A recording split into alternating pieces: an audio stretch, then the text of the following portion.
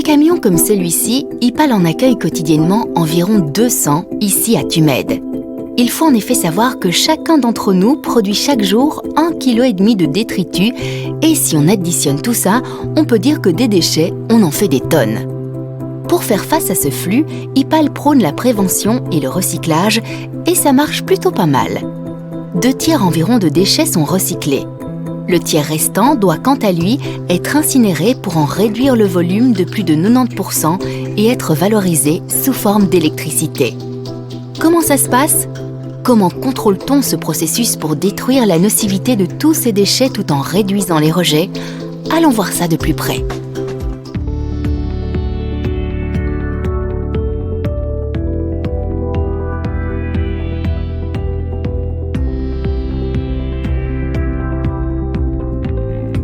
Nous voici au cœur de la masse de déchets. Avant de les introduire, le four doit monter en température, atteindre 850 degrés. À partir de là, on ne brûle que des déchets sans la moindre goutte de combustible. C'est ce que l'on appelle l'autocombustion. Les fours fonctionnent 24 heures sur 24. Ils ne sont arrêtés qu'une seule fois par an pour l'entretien. Alors pourquoi un minimum de 850 degrés ? C'est très simple.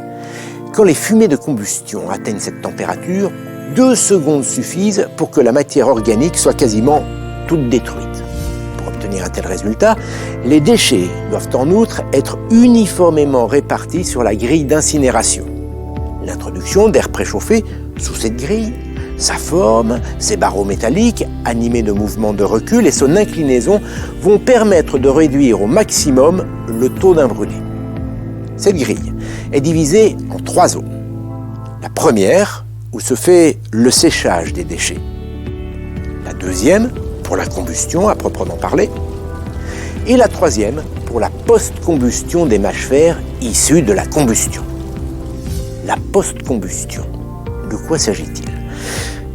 Pour les mâches-fer, il s'agit d'éviter la présence d'éléments imbrûlés. Quant aux fumées, elles sont mélangées dans la chambre de post-combustion à une nouvelle arrivée d'air.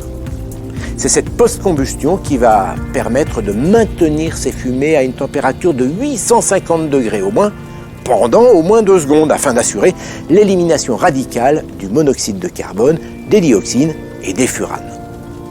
Ce traitement des déchets par incinération permet de les réduire considérablement, ce qui présente un avantage très important.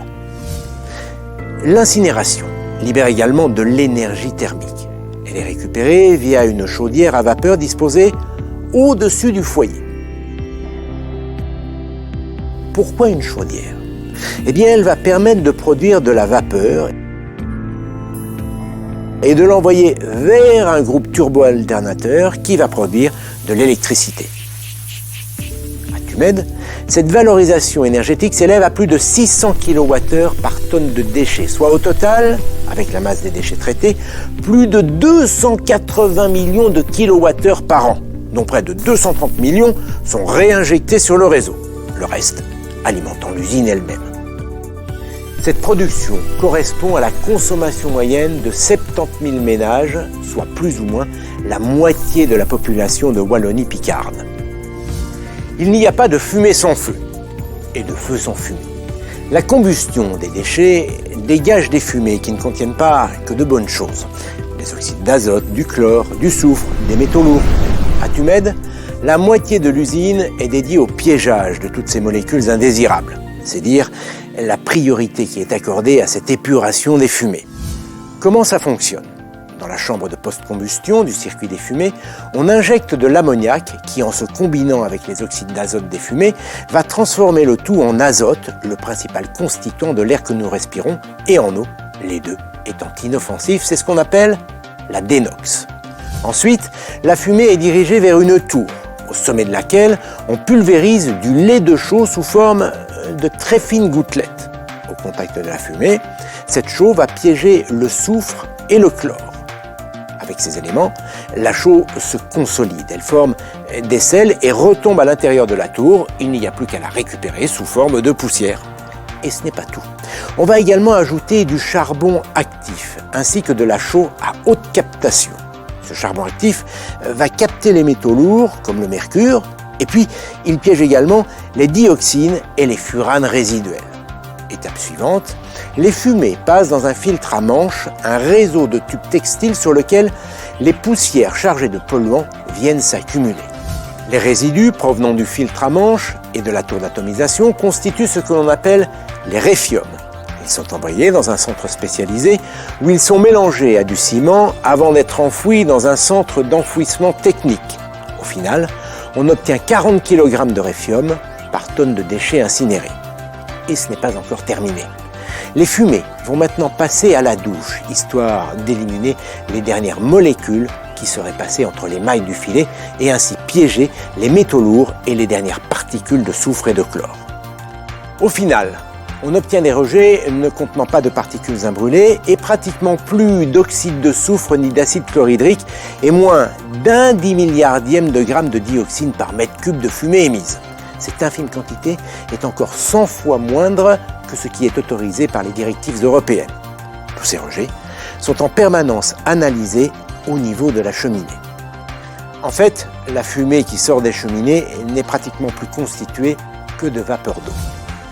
Parlons maintenant des mâches-fer, obtenus à la fin du process. Ils sont recueillis à la base du four et ils représentent 25% du poids des déchets incinérés. Selon le calibre, les mâches-fer véhiculés par une bande transporteuse sont broyés et criblés à une taille de plus ou moins 2 cm. Ils sont ensuite débarrassés des métaux ferreux grâce à un électroaimant, tandis que les métaux non ferreux, comme le cuivre, le laiton ou l'aluminium, sont à leur tour séparés grâce à un courant de Foucault.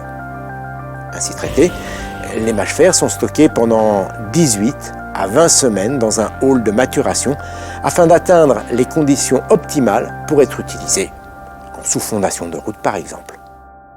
Voilà, l'équation de l'incinération n'a plus d'inconnu pour vous. Je vous en rappelle les principaux avantages. L'incinération permet d'éviter au maximum la mise en décharge dans lesquelles les déchets en se composant produisent du méthane. Or, il faut le savoir, le méthane contribue davantage que le CO2 à l'effet de serre. Son pouvoir réchauffant est plus de 20 fois supérieur à celui du CO2. L'incinération permet aussi de réduire la masse des déchets entrants de 75% et leur volume de 90%.